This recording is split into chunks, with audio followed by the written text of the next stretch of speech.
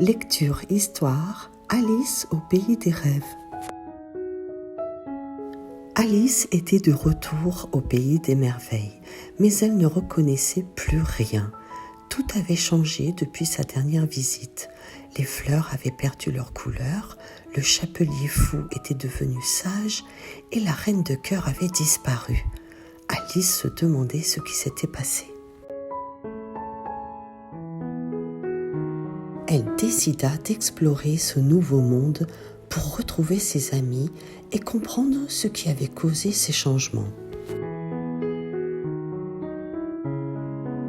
Elle rencontra d'abord le lapin blanc qui était toujours pressé, mais qui ne savait plus où il allait.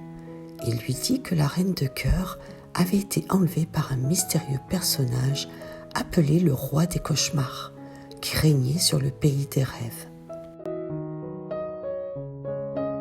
Le roi des cauchemars avait plongé le pays des merveilles dans la peur et la tristesse et avait transformé tous les habitants en créatures étranges et effrayantes. Alice décida d'aller au pays des rêves pour sauver la reine de cœur et restaurer l'ordre au pays des merveilles. Elle suivit le lapin blanc jusqu'à une porte secrète qui menait au royaume du roi des cauchemars. Elle franchit la porte et se retrouva dans un monde sombre et bizarre. Elle vit des choses incroyables, comme des nuages qui parlaient, des étoiles qui dansaient, des licornes qui volaient, mais elle vit aussi des choses terrifiantes, comme des monstres qui grognaient, des ombres qui chuchotaient et des serpents qui rampaient. Elle se sentit perdue et effrayée. Mais elle ne renonça pas à sa mission. Elle chercha la reine de cœur partout, mais elle ne la trouva pas. Elle demanda de l'aide à tous ceux qu'elle croisait, mais personne ne voulait lui parler. Ils avaient tous peur du roi des cauchemars, qui les surveillait sans cesse. Alice se demanda comment elle allait faire pour le trouver et le vaincre. Elle finit par arriver à un grand château noir qui semblait être le repère du roi des cauchemars. Elle s'approcha prudemment de la porte qui était gardée par 2 gardes armés de lances. Elle leur demanda poliment de la laisser entrer, mais ils lui répondirent avec mépris qu'elle n'était pas la bienvenue ici. Alice ne se laissa pas intimider et elle leur dit qu'elle était venue pour libérer la reine de cœur et mettre fin au règne du roi des cauchemars. Les gardes se moquèrent d'elle et lui dirent qu'elle était folle de croire qu'elle pouvait faire une telle chose.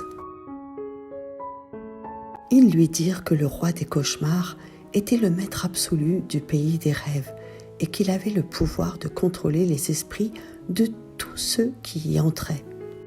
Alice leur dit qu'elle n'avait pas peur du roi des cauchemars et qu'elle avait confiance en elle-même.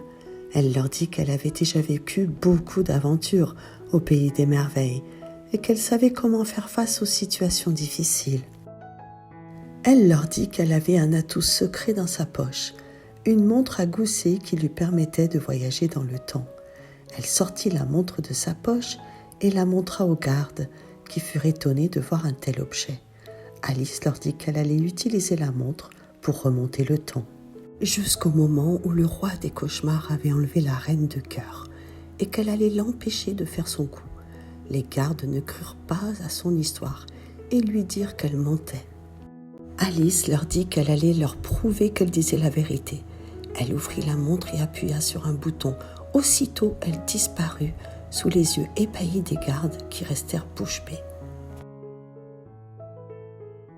Alice se retrouva dans le passé, au moment où le roi des cauchemars avait fait irruption au pays des merveilles. Elle le vit arriver avec une armée de cauchemars qui attaquèrent le palais de la reine de cœur. Alice se glissa discrètement dans le palais et chercha la reine de cœur, qui était en train de jouer au croquet avec ses courtisans. Alice la trouva et lui dit qu'elle était en danger et qu'elle devait fuir. La reine de cœur ne la reconnut pas et lui demanda qui elle était. Alice lui dit qu'elle était son amie et qu'elle venait du futur. La reine de cœur ne la crut pas et lui dit qu'elle était impolie de l'interrompre pendant son jeu.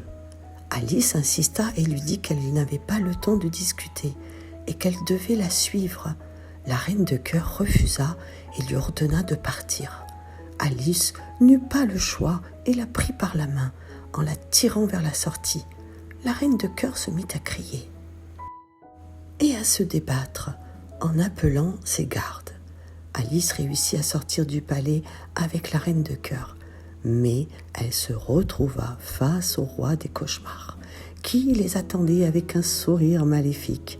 Il leur dit qu'il était venu pour prendre le trône du pays des merveilles et qu'il allait commencer par éliminer la reine de cœur. Alice lui dit qu'il ne réussirait pas et qu'elle allait l'en empêcher. Le roi des cauchemars se moqua d'elle et lui dit qu'elle était trop faible pour lui résister. Il lui dit qu'il allait lui envoyer ses dragons pour la terrasser. Alice ne perdit pas courage.